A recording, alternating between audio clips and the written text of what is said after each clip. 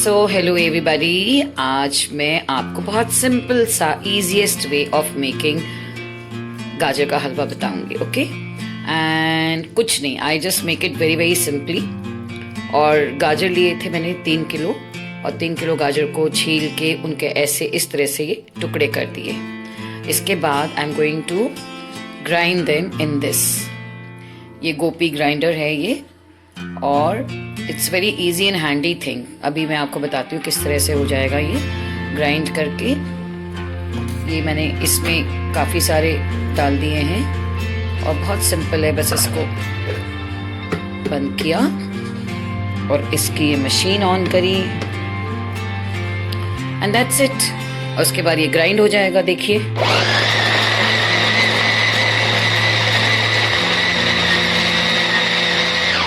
Yes. और जब ये ग्राइंड हो जाएगा, कुछ मैंने ऑलरेडी डाला हुआ है, तो ये इस तरीके से इतना छोटा छोटा, मैं बिल्कुल पीसती नहीं हूँ इसको, बहुत ही सिंपल है ये. और भी मैंने एक कढ़ाई ली है और ये आप देख रहे हैं, ये बहुत ज़्यादा इसको मैंने पीसा नहीं है, थोड़े ग्रेनी ग्रेनी रखा है इसको. सो इस तरीके से पहले मैं सारा ग्राइंड करके और इकट्ठा ग्राइंड करने के बाद सब कुछ उसमें डाल दूंगी. Then I am going to tell you what all I am going to add. ये देखिए, ये मैंने पूरे 3 किलो गाजर को पीस के within no time, and this is ready. Ready in the sense ready to be cooked now. So ये आपके पास बिग कढ़ाई होनी चाहिए. आप चाहें तो 1 किलो गाजर करिए, आप चाहें तो 2 करिए. I wanted little more in quantity because एक बार अगर हम बना रहे हैं तो might as well store it and keep eating it for days together. और अभी सर्दियों में तो वैसे भी लाल गाजर कितने अच्छे आ रहे हैं. सो ये मेरा गाजर का हलवे के लिए गाजर कद्दूकस होके तैयार हो गए. एंड इसके बाद I am going to add 5 packets of milk, यानी कि 2.5 लीटर मैं दूध इसमें ऐड करूंगी. मैंने 3 किलो गाजर लिया है और मैं 2.5 लीटर दूध इसमें ऐड करूंगी. फुल क्रीम हो तो और भी अच्छा. ये देखिए, ये मैंने 2.5 लीटर दूध इसमें डाल दिया. आई नो बहुत ज़्यादा हो गया है, ये ऊपर तक भर गया है. It needs some place to boil also, but कोई बात नहीं. एक बार जब बॉईल आना शुरू होगा तब मैं इसको कम पे कर दूंगी. सो उससे ये होगा कि ये धीरे धीरे धीरे करके इसमें पकता चला जाएगा. एंड गाजर का halwa I am doing it the way my mother has taught me. Mummy ने कभी भी रेडी मतलब वैसे कुकर वगैरह में कभी नहीं बनाया, जैसे बहुत इजीली कुछ सीटी दे के आप पका सकते हो एंड ऑल दैट. लेकिन इस तरीके से बनाने से टेस्ट और टाइम, टेस्ट बहुत अच्छा हो जाता है, लेकिन हाँ टाइम कंज्यूमिंग है, but the taste is really really delicious. So whenever I make halwa, I make it in this manner only. और इसमें मैं कोई मावा वगैरह कुछ नहीं डालती हूँ. ये अपने आप ही इसमें पक के जब बहुत कम हो जाता है तो ये मावा जैसा ही टेस्ट आने लग जाता है. It really taste well. So अब हम इसको पकने देते हैं और I call the volcano effect. इसके अंदर वोल्केनोज बनने लग जाते हैं. यस, जब ये उबलता है तो ऐसे ऊपर आता है, तो इसके वोल्केनो इफेक्ट्स पे ध्यान दीजिए. और एक याद से एक करछी इस तरह से इसको छोड़ देना है इसमें. अदरवाइज अगर आप नहीं छोड़ेंगे तो वो उबल के नीचे भी गिर सकता है इमीडिएटली. एंड इनिशियली जब क्योंकि बहुत ज़्यादा है, आप अपने हिसाब से बनाएंगे तो आप शायद कढ़ाई में उतना नहीं भरेंगे, तो आप उसको चलाते रह सकते हैं बीच बीच में, और आप उसके ऊपर थोड़ा ध्यान रखिएगा. बिकॉज जब वो उबलता है तो अगर आपने उसको अच्छे से नहीं चलाया तो वो नीचे भी गिर सकता है. सो अब इसको हम पकने देते हैं. And I will not disturb it much except that in between थोड़ा थोड़ा चलाना. सो ये जब तक पकेगा तब तक के मैं इसकी बाकी के इंग्रेडिएंट्स भी तैयार कर लूँ, जैसे कि ड्राई फ्रूट्स वगैरह. This is what I call the volcanic eruption here. Can you see it? इस तरह से ये वोल्केनो जैसा होने लग जाएगा और धीरे धीरे पक भी रहा है ये. और इसीलिए क्योंकि इसका दूध उबल रहा है, तो अब ये वोल्केनिक इरप्शन होता है इसमें. सो इसी तरह से जब इस किस्म के जो आपको उफान सा आने लग जाएगा इसमें, उस टाइम पे आप इसको चलाते रहिए, अदरवाइज ये गिरने का डर है। So now it will take time. मैं बीच बीच में इसको चलाती रहूँगी, फिर आपको बाद में बताती हूँ किस तरीके से ये कितना कम हो जाता है। अभी तो बहुत टाइम है, जब तक कि दूध नहीं सूख जाता है तब तक कि I will be stirring it. So इसको कम आंच में पकने देते हैं। देखिए ये कितने अच्छे तरीके से उबल रहा है, और अगर आपने इसके वोल्केनिक इरप्शन को कंट्रोल नहीं किया तो ये नीचे भी गिर सकता है, इसलिए मैंने कड़छी इसके अंदर लगा रखी है। ये उसी, अगर मैंने इसको हटा दिया तो ये बहुत आगे आगे तक के चला जाएगा। सो बीच बीच में मैं इसको चलाती रहती हूँ, और ये बहुत अच्छे से पक रहा है, उबल रहा है, और इसको फिर बीच में मैं चला देती हूँ, और इस तरीके से ये धीरे धीरे पकते पकते इसका सारा जो मिल्क है वो धीरे धीरे क्या हो जाएगा, कम होता चला जाएगा, और वो एक तरीके से थिकन होता जाएगा।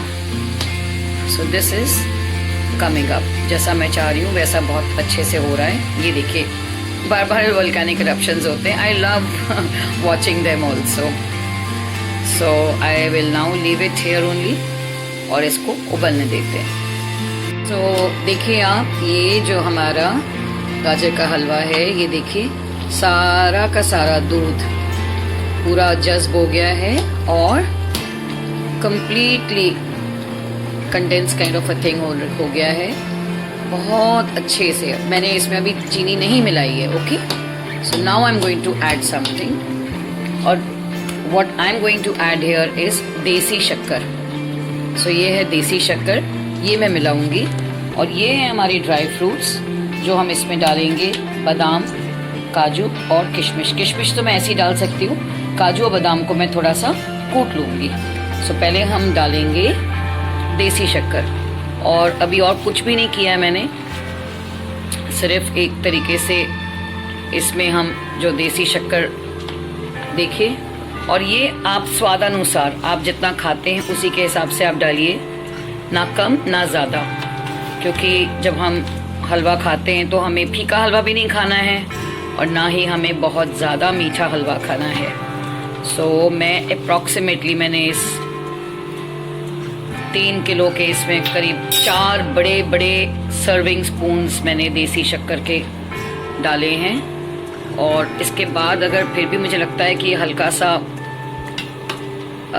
मीठा जैसे कम है, इसमें बहुत ही कम अगर है तो मैं थोड़ा सा और ऐड कर लूँगी। ये अंदाज के हिसाब से है, आप भी प्लीज़ अंदाज अपना फॉलो करिए, किस तरीके से आप खाते मीठा आप उसके अकॉर्डिंगली खाइए, उसके अकॉर्डिंगली आप डालिए इसमें शक्कर, या चीनी भी डाल सकते हैं, बूरा भी डाल सकते हैं, लेकिन मैंने इसमें देसी शक्कर इस्तेमाल करी है। सो अब हम इसमें ये डाल के, और उसके बाद मैं आपको दिखाती हूँ कि हम जो ड्राई फ्रूट्स हैं वो भी आफ्टर सम टाइम, एक बार ये थोड़ा पक जाए फिर मैं ड्राई फ्रूट्स भी डालूंगी, और उसके बाद इसमें आखिरी में घी भी डाला जाएगा। तो अभी ये पकेगा और पकेगा, इसमें शक्कर डाल के अब आप इसको और पकाइए।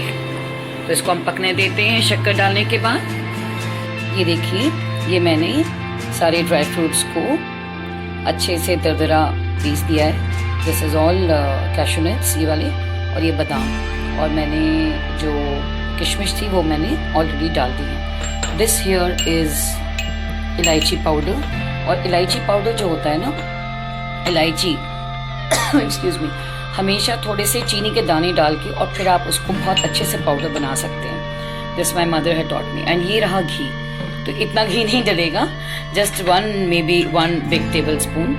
ये जो सर्विंग स्पून, ये मैं ऑलरेडी यहाँ पे थोड़ा सा डाल चुकी हूँ, देखो आपको दिखा रही हूँ। आप चाहें तो थोड़ा सा और भी डाल सकते हैं ना, मैंने 1 चम्मच भर के डाला है, मैं शायद 1 चम्मच और डालूँ। और ये देखिए इतना अच्छा इसका रंग आ गया है, और ये सारी चीनी जो है अच्छे तरीके से इसमें पक गई है।